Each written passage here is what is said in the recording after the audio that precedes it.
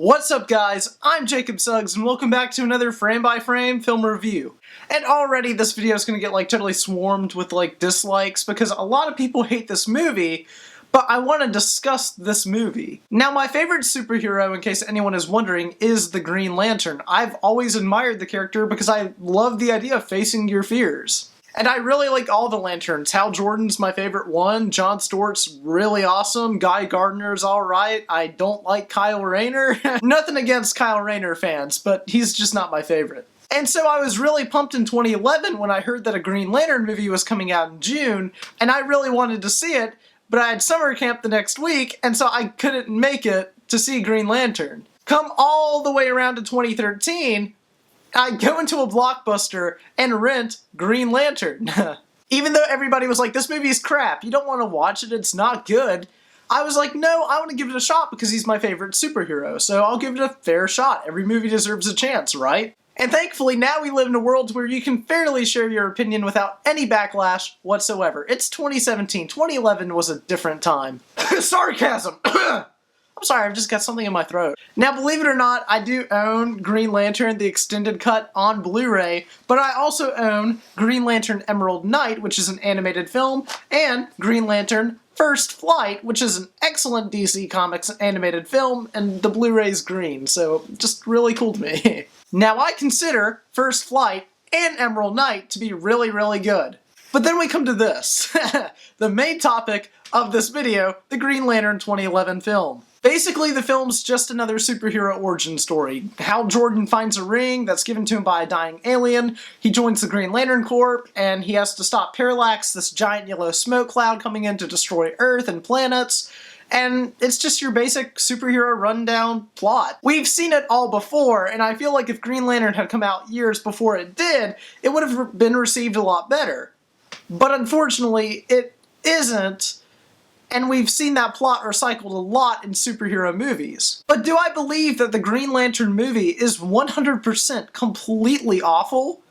No, I don't. Are there moments that are stupid? Absolutely. I hate the scene where he makes the race car and saves the person by sending him down like a little Hot Wheels track. And I also was not a big fan of Hector Hammond in this movie. I don't like the comic book character anyway, and I like Peter Sarsgaard, don't get me wrong, but he just looks stupid in this movie. The prosthetics were awful in this movie. His character was a total wimp, a total weakling. I didn't like him. You're not supposed to like him, but I didn't like him for all the wrong reasons. He's just like a generic villain that's disposable when it comes to the main villain, which is Parallax. And in the comics, Parallax is like the big villain. You don't start out a Green Lantern movie with Sinestro and or Parallax, because those are your big daddy villains. But they started out with Parallax, and I feel like that was a mistake, and they made him a cloud monster, which we've seen before, like in Fantastic Four, Rise of the Silver Surfer. And it's alright, that movie's okay, and so why would you take a plot point from an okay movie and put it into your movie? It just doesn't make sense to me. And some of the actings, ho-hum, like Blake Lively in this movie plays Carol Ferris, and it's just alright. There are some moments in this movie to where she really delivers, but then there's other moments in this movie to where she plays Blake Lively before Blake Lively was, good Blake Lively. Shallow's Blake Lively, good Blake Lively. This Blake Lively, not so much. I have to say though, I love Ryan Reynolds as Deadpool. I think he's great as Deadpool. I think he's amazing as Deadpool. And as Hal Jordan, I actually really like him too. I think he was a good pick. And I know that most people are going to disagree with me, and that's fine. I mean, I'm entitled to my own opinion. I could care less. I think he did a fine job as Hal Jordan. This kind of smarty pilot, that's not going to take any crap. But when he becomes Green Lantern, we get to see his character grow and develop into becoming this nice, great hero that we all know and love. And I think that the majority of the reasons why the people don't like this movie are because it's just not memorable. We've seen this stuff before, and if you're not a Green Lantern fan, you're probably not going to be hooked on this movie.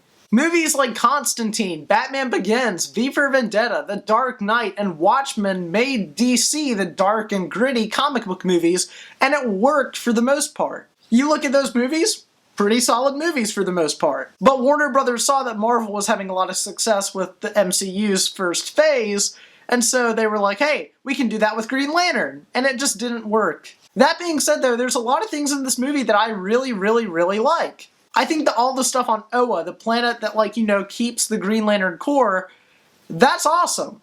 There's a fight with Sinestro in this movie, and Mark Strong as Sinestro absolutely kills it in this movie. There's even a post-credit scene of him putting on, like, the yellow lantern ring, and him turning into the Sinestro that we all know and kind of hate, the villain one, and, like, you know, the yellow. And they were obviously teasing a sequel, which ain't gonna happen, but it was still cool to see that. I really enjoy all the stuff on Oa, like the training scene with Kilowog, to where he's like shooting constructs at him, and Hal Jordan has to make stuff to like hold up these rocks or shoot something back at Kilowog. It's really fun to watch. Because that's the essence of Green Lantern. The coolest thing about this movie is the ring in general. With a Green Lantern ring, you can create anything as far as your imagination can create or imagine, as long as you have enough willpower to do so. And that's just a really cool concept, and that's why I love this character. The problem is that the stuff on Earth is very subpar when all we really want to see are the Oa stuff and stuff like that in space. That's the fascinating aspects, because we know Earth.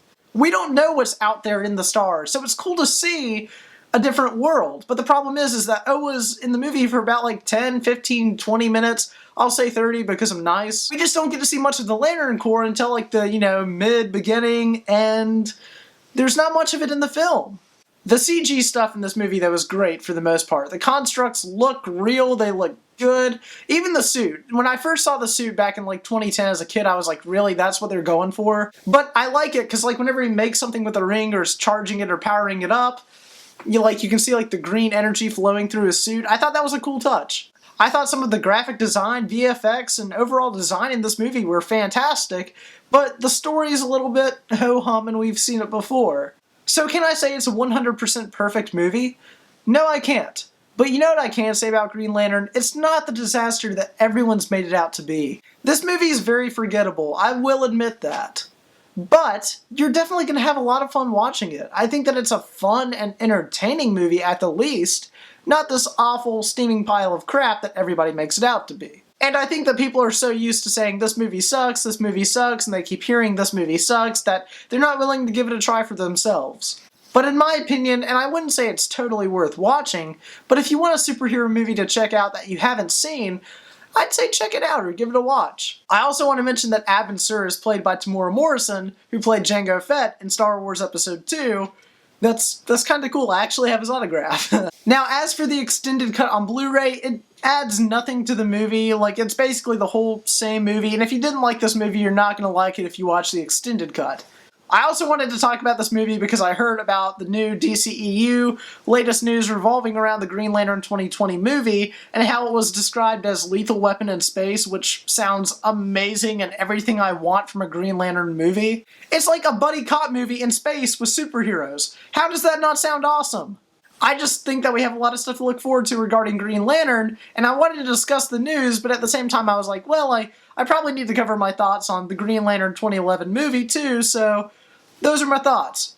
Don't hate me, please. If your opinion's different than mine, I completely understand why you could possibly hate this movie. Thank you guys so much for watching and listening to me talk about DC Comics stuff. You know I love it. And as always, I'm Frame by Frame. Remember the name. Please like, comment, and subscribe, and I'll see you guys in the next Frame by Frame film review.